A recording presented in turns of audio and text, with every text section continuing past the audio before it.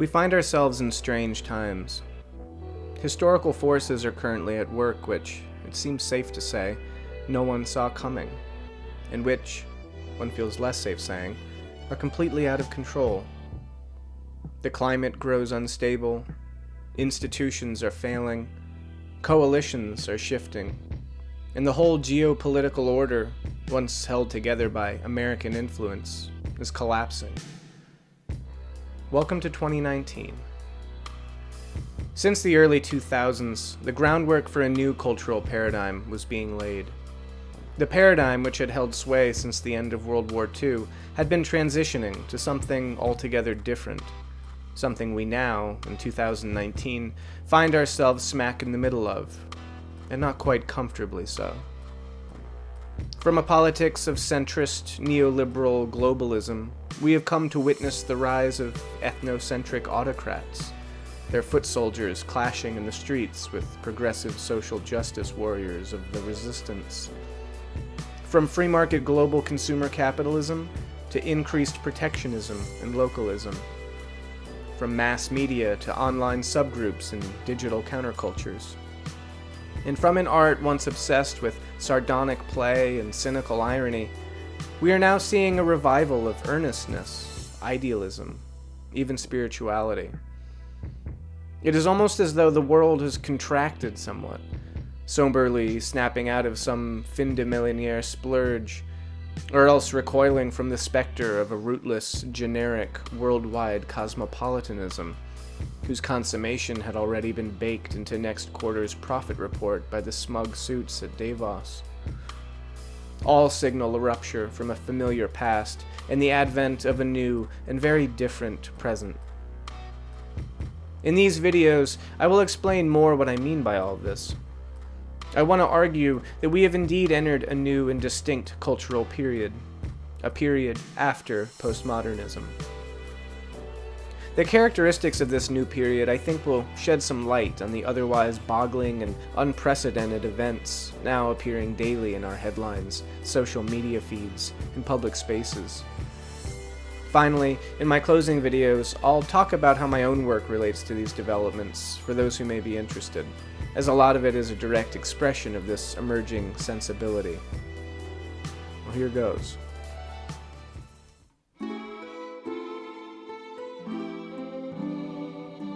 Historians often like to talk in terms of historical periods, not because they think these are somehow real, objective things, but because they offer useful shorthand tools for talking about the past. By referring to the medieval period, the Renaissance, the Enlightenment, the Romantic period, the Modernist period, and so on, we can talk in broad terms about stretches of historical time that seem to share common features, and this can help us make greater sense of historical developments. The last cultural period generally recognized in this vein is the postmodern period, and it's on this period that I want to focus for a moment. Despite achieving ubiquity in academia, considerable confusion has surrounded the term postmodernism since the beginning. This is due to a number of factors, not least of which being the postmodern tendency to deliberately avoid the neat closure of definitions and to critique the oversimplistic sense of clarity such constructions offer. Largely because of the term's rapid and wide-ranging profusion, it has become difficult to get a hold on it, to assess precisely what unites, say, postmodern architecture and postmodern dance, or to see why we should call phenomena as disparate as pop art and the linguistic turn both postmodern. The term has become so commonplace a designation for cultural developments in the post-war period that its particular qualities can seem obscured. In fact, some now argue that the term is essentially so broad as to be meaningless.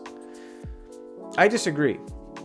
I find that the notion of postmodernism still does meaningful, even necessary work in conversations about periodization. It's clear, for instance, that the label modernism is not particularly useful just for discussing dominant trends in late 20th century culture. Having a general term to refer to such cultural production then is valuable in and of itself. Moreover, despite the admitted diffusion of the word's meaning, it still retains meaningful power as a descriptive term. For example, no one would walk into a Catholic cathedral today and say to themselves, "How postmodern!" Nor would they offer any such a pronouncement on anything considered very old or traditional, or even something new but still serious or lofty.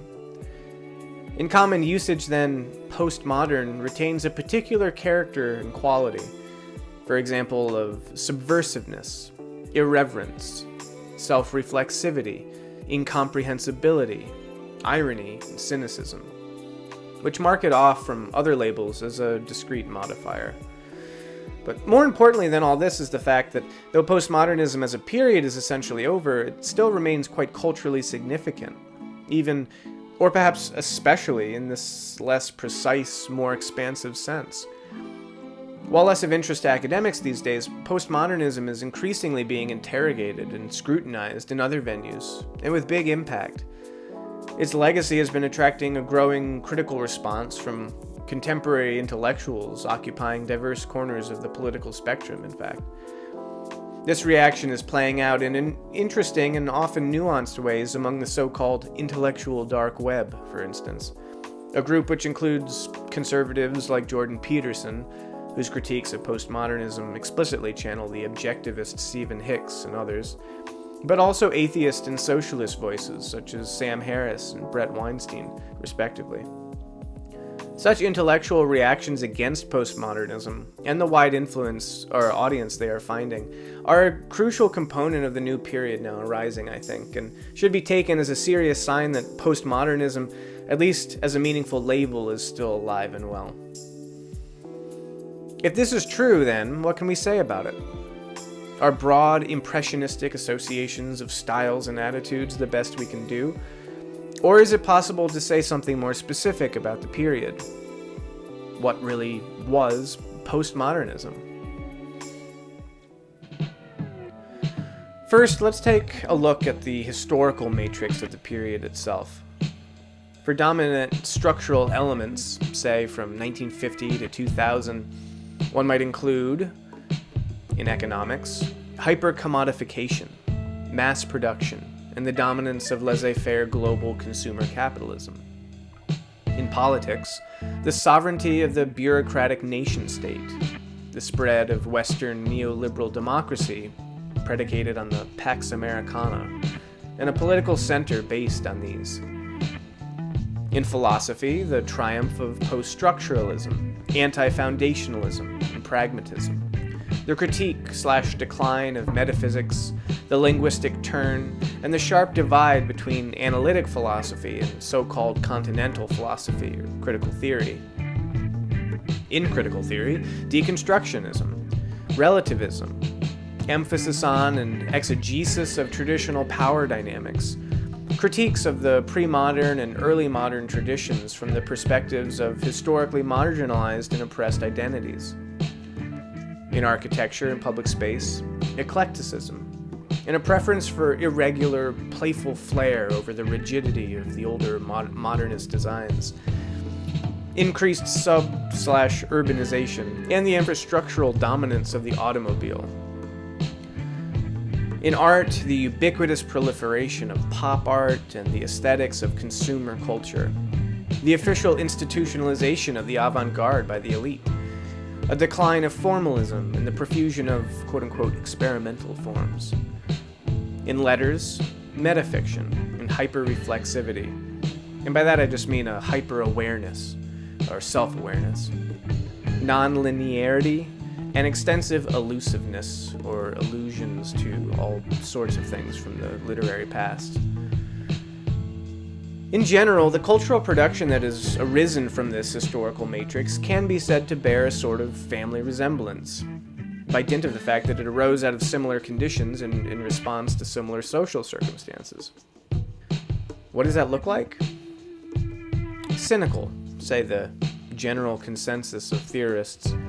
Relentlessly ironic, self-referential, self-conscious, exhausted by multiplicity, taking few things, if any, very seriously, glib, irreverent, world-weary, resigned to, if not cheekily celebrating, the commercialization of every facet of life, disillusioned with lofty ideals, seeing all action as expressions of power through a singular hermeneutics of suspicion, dealing in surfaces, images, simulations, a reproduction of a reproduction of a reproduction, boredom, interrupted only by the exhilaration of some novel chaos.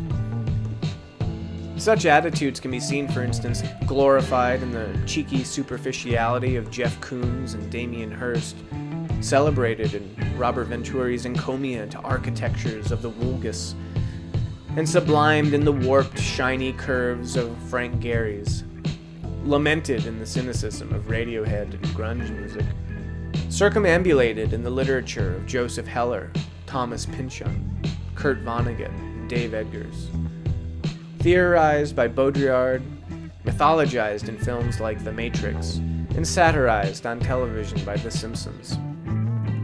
Like all cultural periods, postmodernism was complex to be sure, but general observations about its worldview, such as its pessimism, its skepticism, hyper-reflection, and hyper-capitalism, can, I think, be fairly pointed out as representative of the time.